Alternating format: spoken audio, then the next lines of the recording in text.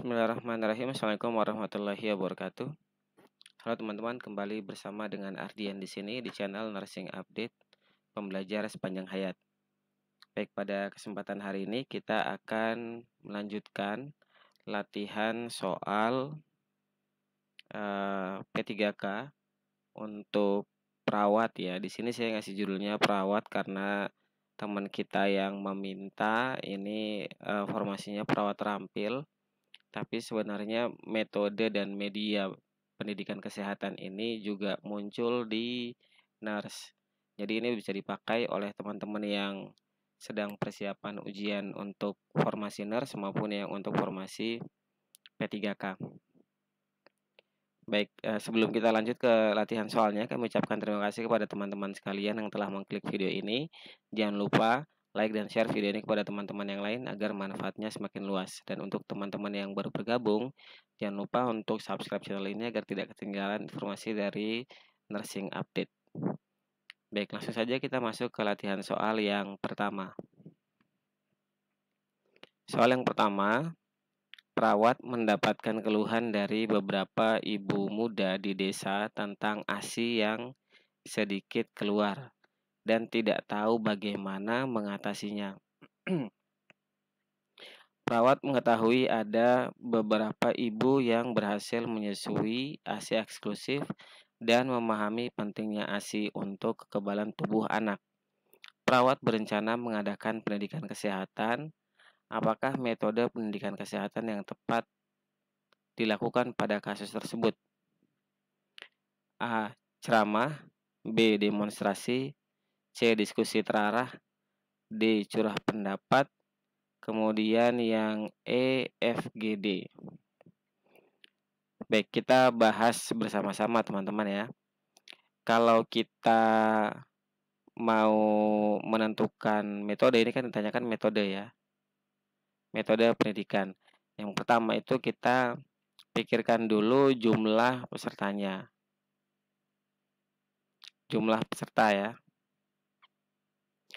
Dia masuk kategori individu atau kelompok kecil atau kelompok besar. Nanti dari sini baru kita tentukan,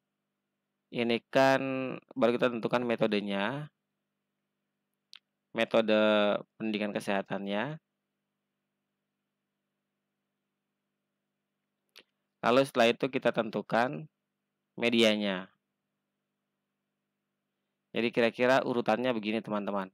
Dia saling terkait ya. Kita tentukan dulu ini individu, kelompok kecil atau besar. Nanti di sini juga ada targetnya, rencananya mau seperti apa. Kemudian kita tentukan metode Penkesnya, lalu dari situ medianya yang cocok apa. Nah, kalau kita lihat dari kasus ini kan ada beberapa ibu muda. Kalau sifatnya beberapa kan berarti nggak banyak ya. Dia masuk ke kelompok kecil. Kelompok kecil itu kurang dari 15 ya. Kalau sudah lebih dari 15 itu udah masuk kelompok besar. Kelompok kecil. Ini kemudian tapi ya ada data yang menarik bahwa di antara ibu-ibu muda itu ada yang sudah berhasil. Ada beberapa juga yang sudah berhasil menyusui ASI eksklusif. Nah, sekarang metode pendidikan kesehatan apa yang cocok, ini pertanyaannya metode ya. Kalau metode kan berarti bukan media, bukan yang leaflet apa segala macam, itu bukan. Ini metode yang ditanyakan. Nah, kita lihat apakah ceramah, demonstrasi, diskusi terarah, curah pendapat atau FGD. Kita bahas satu persatu. Baik, ceramah ini bukan, teman-teman. Kenapa bukan? Karena ceramah ini sifatnya satu arah. Satu arah dan dia forum besar ya, forum luas. Jadi ini nggak masuk. Kemudian demonstrasi juga tidak masuk. Kenapa tidak masuk? Ya gimana ya? Mendemonstrasikan itu kan kalau mau mempraktekkan sesuatu gitu ya. Ini kan dia punya masalahnya, dia masih belum tahu gimana caranya gitu. Jadi kita gali dulu apa yang ada dalam pikirannya, hambatannya apa, gitu-gitu. Nanti kalau sudah gitu kan baru tuh bisa. Nah, kemudian diskusi terarah juga tidak. Yang iya ini yang bisa masuk ya, itu curah pendapat. FGD juga enggak. Kalau FGD itu sifatnya kenapa bukan FGD, ini mudah-mudahan teman-teman yang nonton nggak skip-skip ya, jadi bisa, mendengarkan penjelasannya. Kenapa bukan FGD? Ya, kenapa tidak FGD? Karena FGD itu sifatnya mencari solusi dari sebuah masalah ya, menemukan solusi bersama intinya. Jadi sekelompok orang itu ada masalah, mereka punya masalah bersama, lalu didiskusikan kira-kira, apa namanya, jalan keluarnya gimana nih gitu, itu FGD. Sementara di sini kan sudah ada ibu yang berhasil menyusui. Jadi ibu-ibu ini dia bisa dijadikan role model, dia bisa dijadikan, apa ya, narasumber. Ini ibu-ibu yang berhasil ini bisa dijadikan sebagai narasumber sebagai narasumber untuk apa namanya, memberikan bahasanya kayak ngasih pencerahan gitu ya, kepada teman-teman yang ibu-ibu muda ini yang belum berhasil. Jadi masuknya nanti lebih ke curah curah pendapat, jadi kayak curhat gitu. Kemudian ada diskusi, "Kamu kok bisa? Kok ini nggak bisa? Oh itu gini," kayak gitu-gitu. Nanti mereka akan jadi contoh untuk, ibu-ibu muda yang belum bisa. Jadi pilihan yang tepat untuk soal nomor satu jawabannya C ya teman-teman. Paham ya? Kita lanjut ke soal nomor 2. Seorang perawat sedang mempersiapkan penyuluhan kesehatan pada sekelompok lansia yang menderita hipertensi. Jumlah lansia dalam kelompok tersebut sebanyak 30 orang. Langsung kita tandai ya, sebanyak 30 orang. Perawat tersebut akan melakukan penyuluhan tentang cara mengontrol tekanan darah. Apakah media promosi kesehatan yang tepat pada kasus tersebut? Nah, di sini langsung aja kita coba jawab ya, kita analisa dulu soalnya. Jadi di sini ada data, seorang perawat sedang mempersiapkan penyuluhan kesehatan pada sekelompok lansia ya.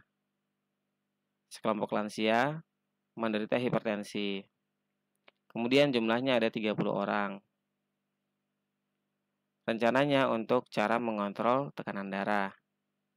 Apakah media promosi kesehatan tepat pada kasus tersebut? Kalau menentukan media promosi kesehatan ya kita fokusnya pada ini ya. Pada jumlahnya lagi sekali lagi ya. Kita kategorikan dari jumlah. Berdasarkan jumlah tersebut, maka ini masuk kelompok besar ya.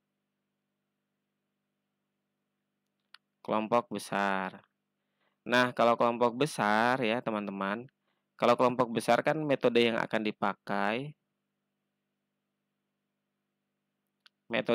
dipakai kan cenderungnya ceramah ya. Ceramah, nanti disertai dengan tanya jawab. Kalau, apa namanya, kelompok besar. Nah, berdasarkan ini, karena dia bakal ceramah, maka kita pilih tuh medianya apa. Memang kita nggak bisa langsung nebak-nebak aja medianya gitu ya, nggak bisa asal tebak, kita tentukan dulu nih, secara cepat aja, singkat, "Oh ini mesti ceramah," kan gitu ya. Karena mesti ceramah, jadi kita cari kira-kira media yang cocok untuk ceramah itu apa. Kalau di sini brosur ya nggak cocok. Kalau brosur itu sifatnya individual ya, atau, iya satu persatu gitu. Kalau kita ceramah nggak pakai tampilan cuman, apa namanya, ngasih brosur gitu aja kan kita bingung menjelaskan. Kecuali kita bisa duduk dekat dengan orang yang megang brosur gitu, sama-sama melihat itu kan enak. Poster juga enggak, kalau poster ini sifatnya massa ya, massa. Dia mirip kayak billboard itu, sifatnya massa intinya ada orang lewat bisa lihat, ada orang lewat bisa lihat, itu kalau poster. Cuman jumlahnya tidak seluas billboard, kalau billboard itu, apa namanya, eee, luas, sangat luas dalam artian siapa saja bisa lihat, tidak terspesifik pada kalangan tertentu. Kalau poster mungkin kita bisa taruh di tempat yang kita targetkan gitu ya. Kemudian lembar balik juga enggak, ini juga sifatnya individual. Leaflet mirip seperti brosur ya. Yang betul itu slide teman-teman. Kalau kita mau ceramah dengan jumlah orang sebanyak ini, kalau kita mau melakukan pendidikan kesehatan dengan jumlah orang sebanyak ini, secara otomatis kita akan milih metode ceramah dan tanya jawab dengan tema mengontrol tekanan darah ini kan. Lalu kan tidak ada prakteknya ini mengontrol tekanan darah kan. Hanya pemahaman aja untuk modifikasi perilaku dan gaya hidup. Jadi dengan itu media yang dipakai adalah slide. Paham ya teman-teman? Jadi tetap meskipun soalnya itu cuman, media promosi aja, kita tetapkan dulu ini kelompok besar apa kelompok kecil, apa individu, metodenya yang cocok apa, lalu medianya apa. Jadi secara singkat kita seperti merencanakan sebuah pendidikan kesehatan, tapi singkat gitu. Tidak yang detail pakai SAK gitu ya, nggak pakai SAP, tidak pakai rencana penyuluhan. Baik, sudah paham ya, kita lanjut ke soal nomor 3. Soal nomor 3, Tuan B sedang dirawat di ruang penyakit dalam dengan diabetes mellitus. Ini juga sama, langsung kita jawab bareng-bareng ya. Langsung ditandai aja. Tuan B sedang dirawat di ruang penyakit dalam dengan diabetes mellitus. Ini sakitnya. Dokter telah menyampaikan bahwa Tuan B besok sudah boleh pulang. Berarti udah BLPL ya, sudah boleh pulang. Dokter juga menyampaikan bahwa ada obat suntikan yang dibawa pulang. Oke, ada obat suntikan yang dibawa pulang dan disuntikan secara mandiri di rumah. Perawat kemudian merencanakan untuk memberikan edukasi tentang cara menyuntik. Edukasi tentang cara menyuntik. Ini obatnya insulin ya, udah jelas ya. Kepada Tuan B agar dapat melakukan secara mandiri di rumah. Tujuannya biar bisa melakukan secara mandiri di rumah. Apakah metode pendidikan kesehatan yang tepat pada kasus tersebut? Oke, kita lihat lagi jumlah ya. Jumlahnya individu sendiri aja. Kalau individu sendiri kita lihat metode. Metodenya yang cocok untuk target agar orang ini bisa melakukan secara mandiri, berarti kan dia harusnya ada prakteknya ya. Karena dia inginnya bisa melakukan secara mandiri, ada psikomotornya, tidak hanya kognitif. Nah, dari situ berarti kita butuh metode yang bergerak tuh. Di sini kita lihat apakah role play bisa, role play enggak, karena role play itu kan sifatnya bermain peran, berpura-pura, maksudnya gitu ya. Ceramah juga enggak, ceramah ini besar, kelompok besar, jadi kan udah langsung tahu tuh kelompok besar. Diskusi enggak, diskusi ini setidaknya kelompok kecil, yang kurang dari 15 ya. Curah pendapat juga enggak, setidaknya kelompok kecil yang kurang dari 15. Nah, sekarang pilihan yang tepat yang ada prakteknya, kemudian bisa individual adalah demonstrasi. Jadi jawaban yang tepat untuk soal nomor 3 ini teman-teman, demonstrasi.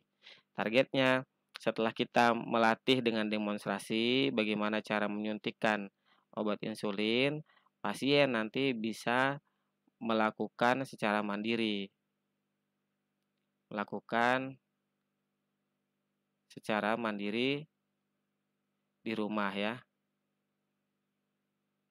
Gitu kan kita targetnya ini. Kalau kita targetnya bisa melakukan secara mandiri di rumah, ya nggak mungkin bisa kita lakukan kalau tanpa ada praktek gitu. Paham ya teman-teman? Jadi,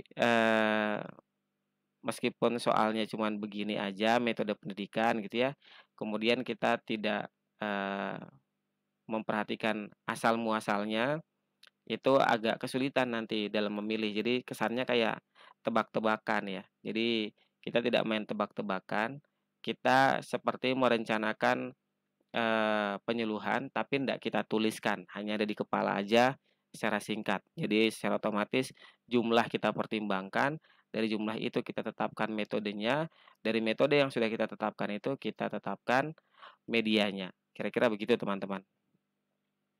Baik, mudah-mudahan mudah difahami. Soal nomor 3 tadi merupakan soal yang terakhir teman-teman, tentang media dan metode pendidikan kesehatan. Terima kasih kepada teman-teman sekalian yang telah menonton video ini sampai selesai. Jangan lupa like dan share video ini kepada teman-teman yang lain agar manfaatnya semakin luas. Dan untuk yang baru bergabung, jangan lupa subscribe channel ini agar tidak ketinggalan informasi dari Narasing Update. Saya Ardian Jafar, pamit undur diri. Assalamualaikum warahmatullahi wabarakatuh.